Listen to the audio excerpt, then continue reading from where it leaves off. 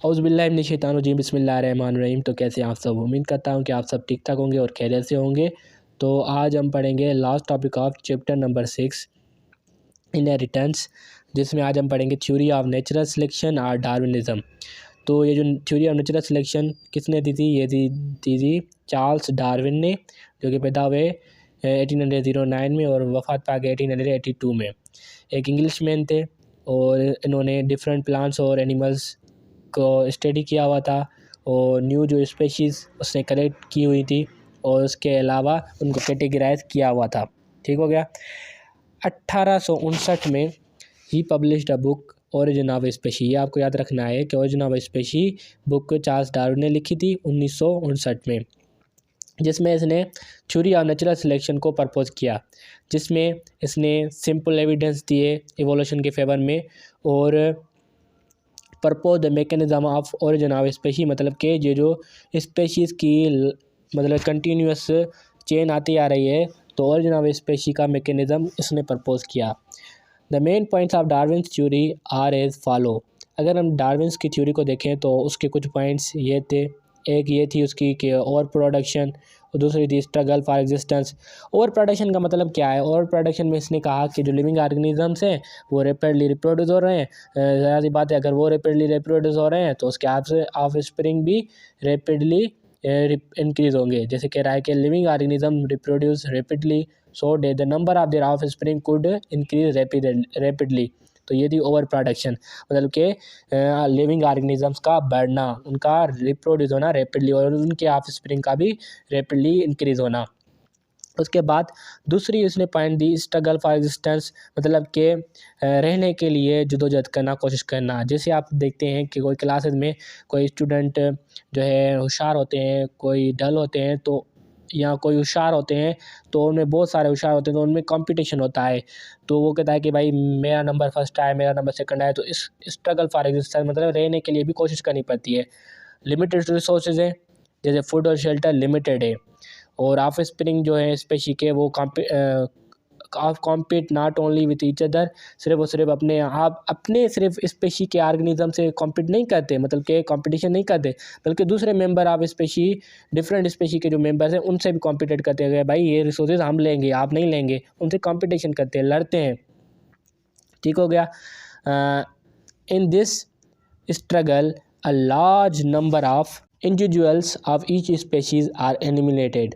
तो बहुत सारे जो इंडिविजुअल्स होते हैं, लिविंग ऑर्गेनिजम्स होते हैं, वो एलिमिनेट हो जाते हैं, ख़त्म हो जाते हैं।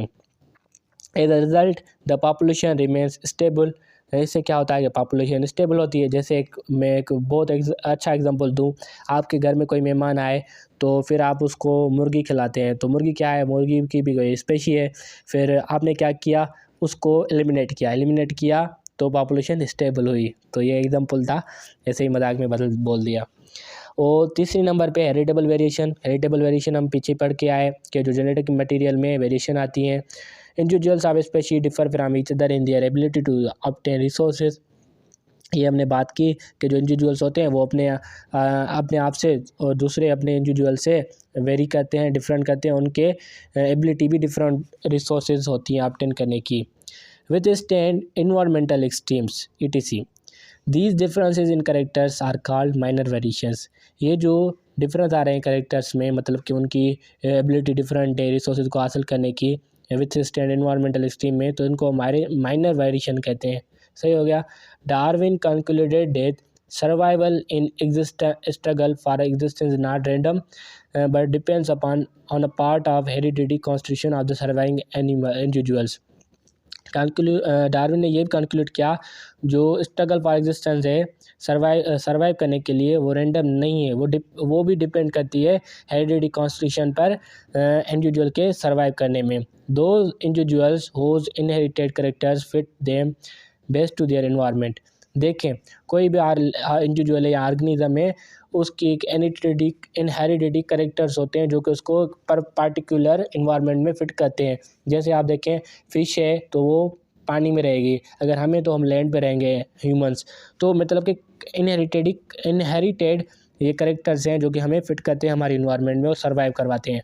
प्रोड्यूस मोर ऑफ स्प्रिंग, इसकी वजह से बहुत ऑफ स्प्रिंग जो प्रोड्यूस करेगा। अगर मछली को आप जो है बाहर लेके आएँ सॉइल लैंड पर, तो वो सर्वाइव नहीं कर पाएगी, अपने आप से इनको प्रोड्यूस नहीं कर पाएगी। Than less fit individuals who will vanish, इसके बाद क्या होगा, मछली ख़त्म ही हो जाएंगी। अगर सारी मछलियों को अगर आप लैंड पे ले आएँ, उनका जो फिट इन्वायरमेंट है वो पानी है, पानी में ही सर्वाइव करेंगी, रिप्रोड्यूस करेंगी। उसके बाद है नेचुरल सिलेक्शन। नेचुरल सिलेक्शन क्या कहती है, nature select the fittest individuals to survive and reproduce. Nature क्या कहती है, नेचर में एक चीज़ फिट है, जो इंडिविजुअल जिस जगह पर जिस इन्वायरमेंट में फिट है वो वहाँ पर ही रहेगा, सर्वाइव करेगा और रिप्रोड्यूस करेगा। As the consequences the favourable variations are preserve through their inheritance to you young ones. तो फिर क्या होगा कि फिर उनके जो न्यू यंग वंस मतलब के आफ्टर फिल्म प्रोड्यूस होंगे, तो उनमें भी ये वेरिएशन प्रिजर्व हो जाएगी कि भाई आपके लिए फिट इन्वायरमेंट है, आप यहीं पर सर्वाइव करेंगे और यहीं पर रिप्रोड्यूस करेंगे। मतलब कि ये फेवरेबल वेरिएशन फिट हो जाएगी उनकी इनहेरिटेंस में जब उसके न्यू यंग वंस मतलब आफ्टर स्प्रिंग प्रोड्यूस हो।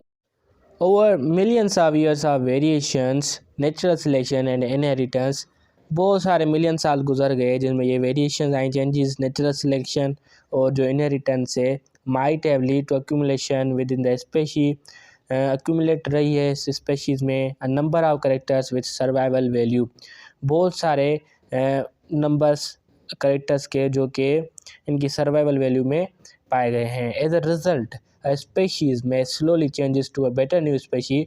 अगर हम इसका नतीजा देखें तो जो स्पेशी है वो ग्रेजुअली स्लोली उसमें न्यू चेंजेस आई हैं Aahista Aahista. Darwin was very much convinced bye artificial selection.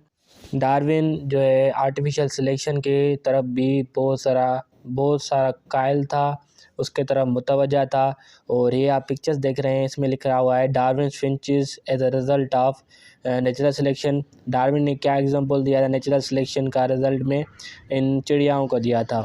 ये देखें, इनकी किसी की चोंच बड़ी है, किसी की चोंच छोटी है, किसी की सबसे छोटी है। मतलब कि इनकी जो अगर हम चोंच को देखें तो उसके हिसाब से ये इनके एग्जांपल दिए गए हैं एज अ नेचुरल सिलेक्शन जो कि डार्विन ने दिए थे। इसने इवोल्यूशन के बारे में बात तो की, लेकिन उसके बाद इसने एविडेंसेस जमा करता गया। Number of evidence are reported in support of evolution. इसने बहुत सारे जो सबूत थे वो इकट्ठे किए इवोल्यूशन को सपोर्ट करने के लिए। कहाँ से वो सपोर्ट जो है इवोल्यूशन जो है एविडेंस से कलेक्ट किए, कंपैरेटिव एनाटॉमी। एनाटॉमी हम कहते हैं किसी स्ट्रक्चर की इंटरनल स्ट्रक्चर को हम कहते हैं एनाटॉमी। और होमोलॉगस ऑर्गन्स, एक जैसे ऑर्गन्स, जो इसका मतलब ये होता है कि स्ट्रक्चर में सेम हो लेकिन इनका फंक्शन डिफरेंट हो। और एनालॉगस ऑर्गन्स जिनकी स्ट्रक्चर डिफरेंट हो लेकिन जो काम है फंक्शन है वो सेम हो। और वेस्टिजल ऑर्गन्स मतलब कि ऐसे कहेंगे वेस्ट एंड फॉसिल्स जो रिमेनिंग थे पिछले ज़माने में कोई प्लांट या एनिमल वगैरह, इसको हम फॉसिल्स कहते हैं जो ज़मीन के अंदर दब गए हों। तो उसके बाद है ये स्ट्रक्चर दी गई है होमोलॉगस ऑर्गन्स की। होमोलॉगस ऑर्गन अगर हम मेन में देखें तो उसका बाजू लिया गया है, चीता है और वेल है और बेट है। अगर हम सभी को देखें तो इनकी स्ट्रक्चर तो सेम है लेकिन इनके फंक्शन डिफरेंट हैं। जैसे मेन हाथ से आप कोई चीज़ उठाते हैं, चीता दौड़ता है, वेल स्विम करती है, बेट जो है वो उड़ता है। और वेस्टिजल स्ट्रक्चर है यहाँ दी गई ऑर्गेनिजम्स में। और उसके अलावा ये एग्जांपल दिया गया है एनालॉगस, मतलब कि तीनों के एग्जांपल दिए गए हैं। होमोलॉगस का भी दिया गया है, एनालॉगस और वेस्टिजल ऑर्गन्स का भी दिया गया है। ये देखें तो ये एनालॉगस ऑर्गन्स है, ये आप देखें इनकी स्ट्रक्चर बिल्कुल डिफरेंट है आपस में। इंसेक्ट है उसकी डिफरेंट है। और उसके बाद टेरोडक्टाइल है, बर्ड है या बेट है, उनकी स्ट्रक्चर जो है वो डिफरेंट है लेकिन फंक्शन सेम ही है। बेट भी फ्लाई करता है, बर्ड भी फ्लाई करते हैं और टेरोडक्टाइल वाले भी फ्लाई करते हैं और इंसेक्ट भी फ्लाई करता है, मतलब स्ट्रक्चर डिफरेंट और काम सेम हो। उसके बाद आर्टिफिशियल सिलेक्शन का मतलब होता है कोई ऐसी स्पेशी जो हम खुद तैयार करवाएं, कोई ऑर्गेनिज्म जो हम खुद तैयार करवाएं with the help of cross breeding.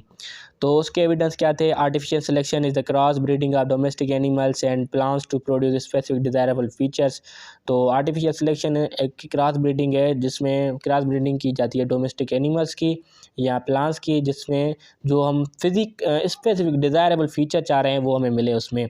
Various breeds of dogs pigeons, sheep, horse, cattle, cow, buffalo and ETC सारे ऑर्गेनिज्म में इनकी क्रॉस ब्रीडिंग की जाती है। Among the animals have been developed through artificial selections, animals को भी develop किया जा सकता है आर्टिफिशियल सिलेक्शन से। Darwin convinced biologist that in process of artificial selection could produce so many changes in a species in a relative short period of time, then natural selection should be capable of considerable modification of a species over thousands of generation. इसका मतलब ये है कि Darwin ने biologist को इस चीज़ पर कायल किया कि अगर हम आर्टिफिशियल सिलेक्शन को देखें तो शॉर्ट पीरियड ऑफ टाइम में हम ऑर्गेनिज्म में न्यू चेंजेस ला सकते हैं। अगर हम नेचुरल सिलेक्शन को देखें तो उसमें थाउजेंड्स ऑफ जनरेशन के बाद मॉडिफिकेशन आती है स्पेशी में। तो ये डार्विन का कहना था और ये स्ट्रक्चर दी गई हैं ये कि जो कि आर्टिफिशियल सिलेक्शन की है। जैसे आप देखें गोट्स वगैरह होती हैं उमूमन, अगर आप किसी भी इलाके में देखें तो वो करवाते हैं आर्टिफिशियल सिलेक्शन, जिसमें वो अपने डिज़ायरेबल गोट्स या different breeds of goats horses जो है आर्टिफिशियल सिलेक्शन के ज़रिए हासिल करते हैं। और आप देखते हैं कि कभी कभी जो है ईद अल अज़हा पर बड़े बड़े जो जानवर नज़र आते हैं वो भी आर्टिफिशियल सिलेक्शन से डिज़ायरेबल फीचर्स खुद हासिल करते हैं। उम्मीद करता हूँ आप लोग लेक्चर पसंद आया। अगर पसंद आया वीडियो को लाइक करिए, शेयर करिएगा। मिलेंगे नए ऐसे लेक्चर में, तब तक के लिए अपना ख्याल रखिए।